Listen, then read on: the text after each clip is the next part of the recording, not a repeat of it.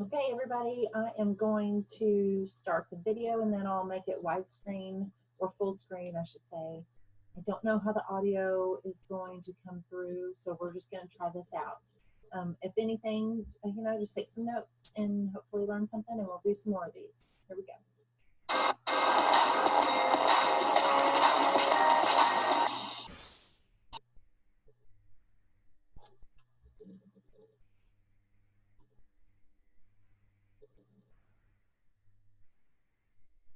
Hello, everyone. This is so exciting. Oh my goodness, I am blown away year after year after year of the innovation and how this Expo Center works and the Learning Center, everything that we get to do. And so I'm excited to be up here and talking about preferred customers. It is the backbone of what we do. We are a product company with real customers, with real products, with real results. And I want you to lean into that today. And I want to give you a couple of tricks that'll kind of help you move your customers along and really grasp that loyalty that we're looking for. Our business is built around residual income.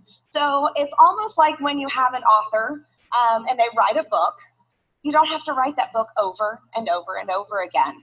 You write it once and then it flies off the shelves. And that's what you get to do, is you only have that customer join the loyalty program once, and then you deliver that customer service and they purchase products again and again and again.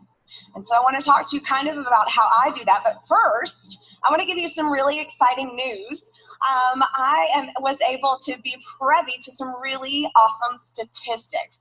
And one of those is that the average RFXer gains 2/3 of his or her paycheck from preferred customers. So 2/3 of the RFXer's paycheck comes from preferred customers. So we need to really get out there and love on our preferred customers. I am all about giving things to you that are tangible and real and you can remember. So I came up with sort of an acronym to go along with my beliefs of how to create that preferred customer loyalty that we're looking for. And it is PCs. So the first letter is P, and that stands for promise. Promise is going to come in two main forms for me. First is the doctor's promise. All of our products come with a 60-day empty bottle money back guarantee. And that means as a consultant, you are able to deliver that promise to your consumers. So if your customer does not have their socks knocked off with our products, then they are able to return those products after 60 days. Why 60 days? Here's a fun fact for you. Your skin cells turn over about every 40 days as an adult. When we're little bitty babies, you've got this transparent glow. It's beautiful. You can see that in your children's skin. As we age, that skin cell turnover slows down. So the doctors don't want to give us 30 days. Why? Because those results are right around the corner. So they give us this full gamut of 60 days. Lean into that promise. Make sure that your preferred customers understand the promise of the doctors. And the second facet of the promise is your promise. Set the expectation up front. What can they expect from you being their consultant? This is going to vary. You are your own CEOs. Get into the rhythm of what that might look like for you and your business. Ask your leaders how they manage preferred customers, but always hold on to your brand and the promise that you're going to deliver to each and every customer that you have. That is P for promise. C is consistency. This, you guys, is the easiest thing you can do for yourself. Do for one what you do for all. Do not try and reinvent the wheel. Stick to the consistency of what you do best in that customer service realm. Do you contact your customers before corporate does to make sure they're ready for their auto replenishment order? All the edits are made. They're happy with their skin. Or are you working full time somewhere and you simply don't have the time to deliver that end of customer service? Set that expectation too. Don't say I'll contact you and then not, or contact some and not the others. Do each and everything the exact same for each customer. Again, it's going to level out that brand. It's going to keep your brain engaged, and it's not going to be so chaotic. Consistency. As well as that facet from you guys, consistency is also for product usage. For your customers, consistency. If you have someone who is delaying and delaying and delaying, you might want to revisit exactly their usage and what's happening there. Because if they still have product left over, they're probably not using them correctly, which is going to also lead to the products not working as they are intended. So consistency from you is going to help you manage those PCs, and consistency from them is going to keep them loyal to the brand and the products. The last thing is service. When you are a consultant, you are servicing, whether it be you're servicing your team members or you're servicing your PCs. For PCs, we are going to keep it consistent. I want you to have a bullet point list of what you do each and every month, and so you're on a routine. Provide that service in a way that is joyful and happy. Make sure you're looking at your language and how you're addressing that auto ship that is actually completely flexible. It can be delayed. It can be moved out. The dates can be changed. Make sure you're relaying that service to your customers. Make sure you're educating them. Along with that, troubleshooting. When you're looking at customer service, has anybody ever had a bad customer service issue in a department store, maybe where you felt like you really didn't get your voice heard? Make sure you're being a really great listener. Customer service is about listening and making sure that you're meeting all the needs of your preferred customers. And with that, the service is going to be done with a smile on your face. If there's a problem, there's no need to be defensive, because we can wrap it right back around to our promise. So these are my 3 main tips in order to creating that customer loyalty that we're all looking for.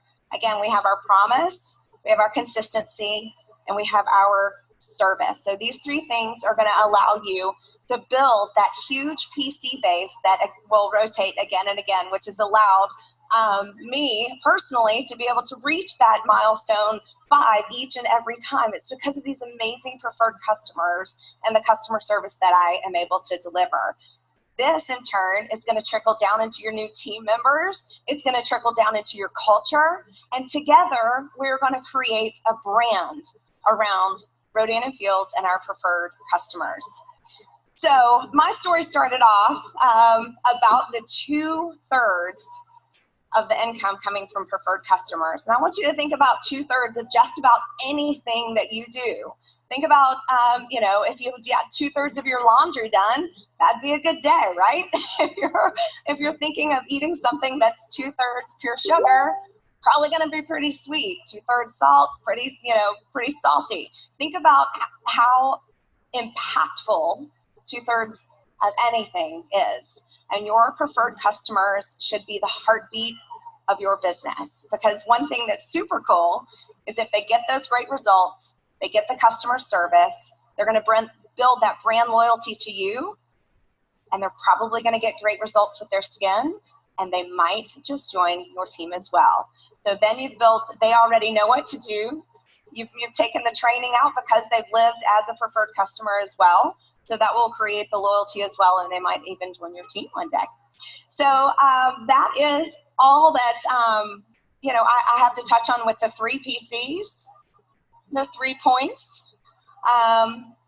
Is there any other questions? I have questions. I thought you would. I always have questions. Thank you. Absolutely. So I know that PCs are incredibly important to you, and I know that you do exactly what you just shared with us, that you are consistent, that you care for them. So one question that I have is, let's say I already have a group of PCs and I don't have that process in place, and you just mentioned to us that we should do something consistent with everyone. Yes. So let's say I already have a group. I haven't really, been consistent. I don't really have a process, and maybe haven't given that service. What do I do now and start? Absolutely. So overhaul is there's a good time for it in anything that we do, whether it be eating habits or shopping habits or spending habits. We can always start back from the beginning. So one thing that's really cool is we're here learning and training together now. So when you go back home, that can be your lead-in is, I just was trained by some of the top leaders in Rodan and Fields. I'm implementing some things into my business, and I wanted to start with you. I'd love to bounce some ideas. What would you think if I contacted you before the email came in? Or how would it feel if I would have checked on you at the beginning? Get that feedback and that conversation started with your PCs, because they ultimately want to help. If you're asking an opinion from them, I would say that you received great training and you're wanting to implement this into your business. Would they be willing to give this a go with you? Talk through it with them. Perfect. Yeah. Okay, one more question, maybe one more, maybe two more.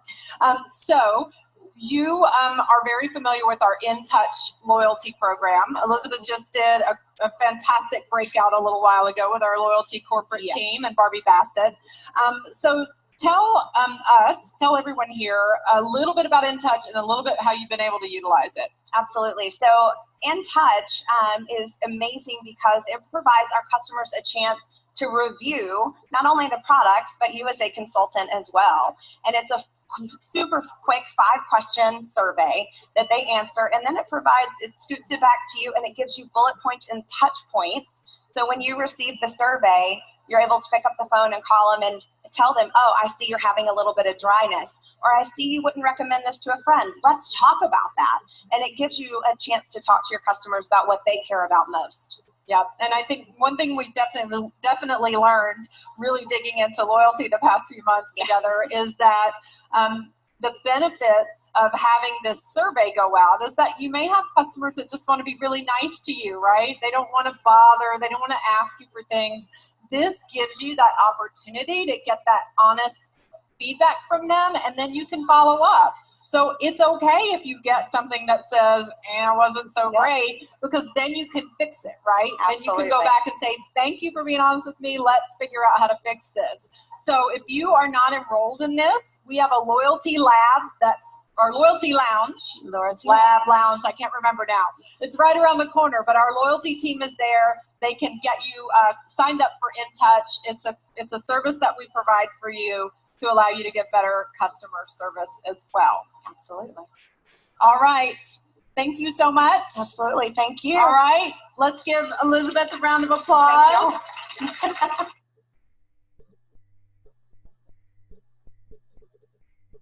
Okay, I don't know if anybody is on, but that was Elizabeth Dunn, and I got to meet her in Vegas last October.